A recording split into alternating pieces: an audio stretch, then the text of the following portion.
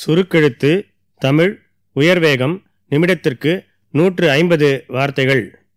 Be ready for trial dictation for 2 minutes. 15 seconds left. 10 seconds left.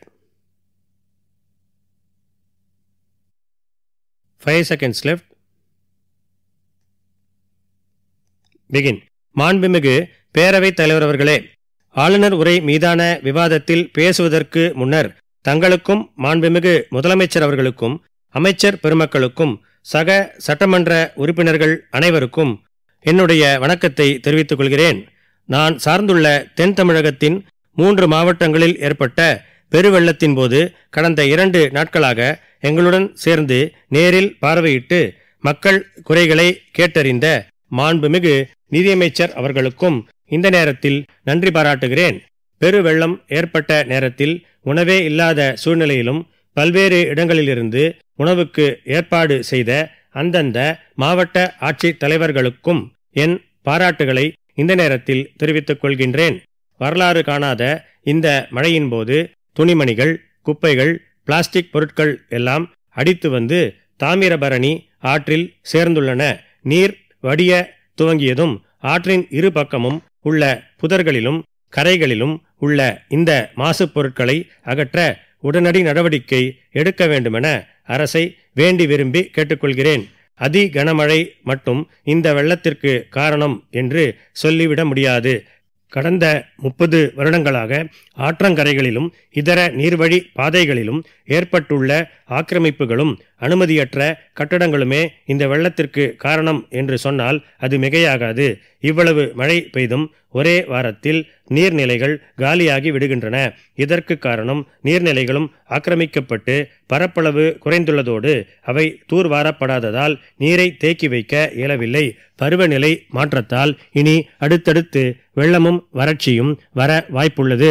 எனவே போர்க்கால அடிப்படையில் நீர்நிலை ஆக்கிரமிப்புகளை அகற்றி அவற்றை ஆழப்படுத்த வேண்டும் என்பதை அரசின் கவனத்திற்கு கொண்டு வர கடமைப்பட்டுள்ளேன்.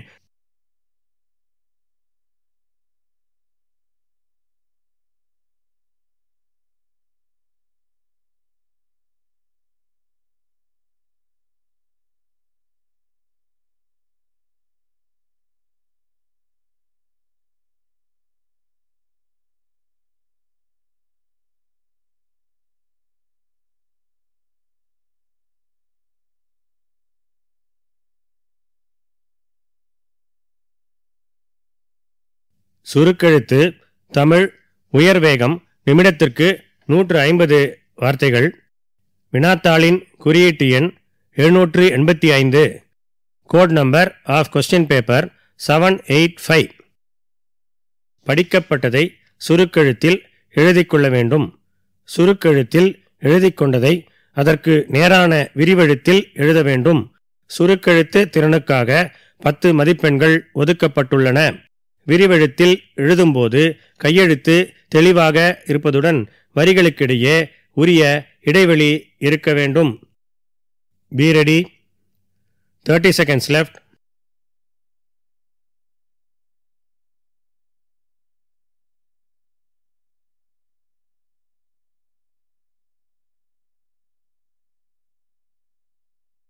15 seconds left. 10 seconds left.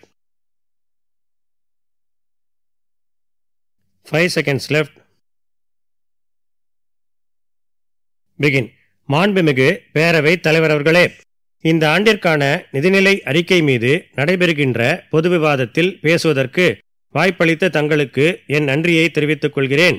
முதல் கருத்தாக நான் வேலை வாய்ப்பு பற்றி ஒரு சில வார்த்தைகள் சொல்ல விரும்புகிறேன். எனக்கு தெரிந்தவரை சுமார் 80 லட்சத்திற்கும் அதிகமாக இளைஞர்கள் தற்போது பதிவு செய்து வேலைக்காக காத்திருக்கிறார்கள். எனவே அரசாங்க பணிகளில் உள்ள காலி பணியிடங்களை கணக்கெடுத்து இயன்ற அளவு விரைவில் அவர்களுக்கு வேலை வழங்க ஆவண செய்ய வேண்டுமென்று கேட்டுக்கொள்ள கடமைப்பட்டுள்ளேன். அடுத்தபடியாக விவசாயிகளுக்கான ஆதார விலையை பொறுத்தவரை நெல்லுக்கு ஒரு குவிண்டாலுக்கு ரூபாய் 3000 வழங்கப்படும் என்று உங்கள் தேர்தல் அறிக்கையிலே குறிப்பிட்டீர்கள். நீங்கள் ஆட்சிக்கு வந்து 3 ஆண்டுகள் கடந்தும் இதுவரை அதற்கான அறிவிப்பு வரவில்லை என்பதை இந்த அவையின் கவனத்திற்கு கொண்டுவர கடமைப்பட்டுள்ளேன்.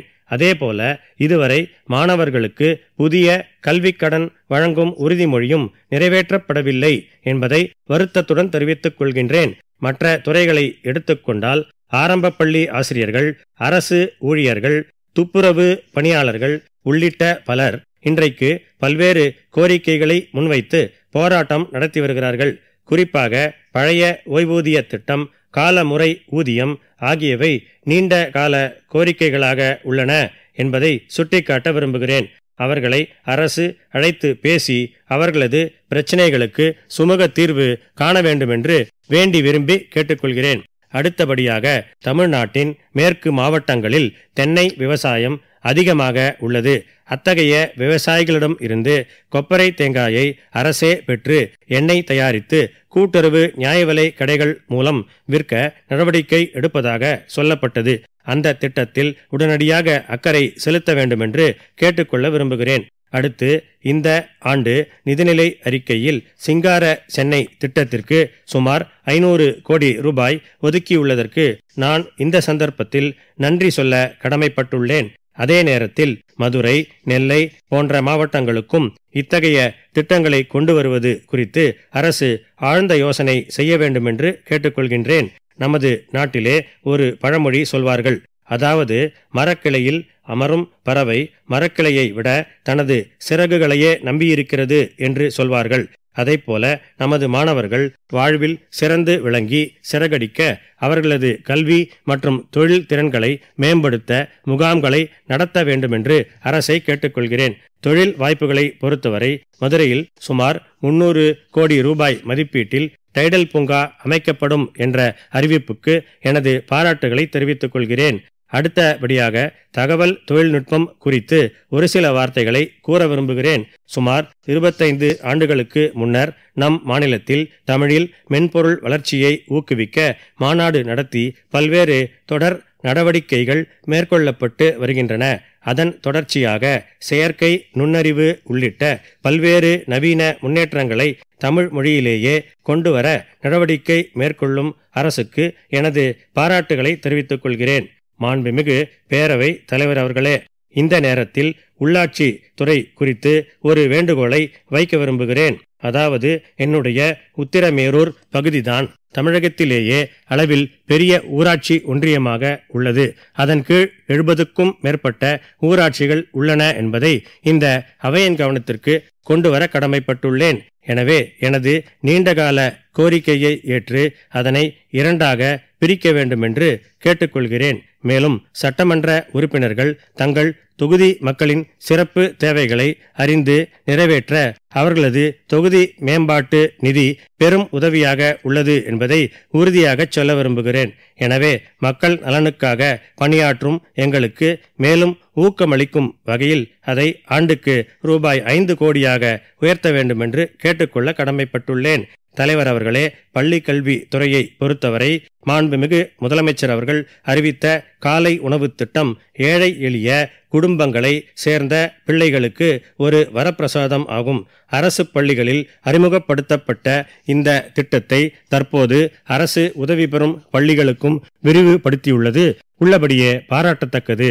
இந்த திட்டத்திற்கு கட்சி பாகுபாடின்றி உறுப்பினர்கள் அனைவரும் ஒத்துழைப்பு தர வேண்டுமென்று வேண்டி விரும்பி கேட்டுக்கொள்கின்றேன். நிறைவாக மாண்புமிகு பேரவைத் தலைவர் அவர்களுக்கு எனது நன்றியை தெரிவித்து இத்துடன் எனது உரையை நிறைவு செய்கின்றேன்.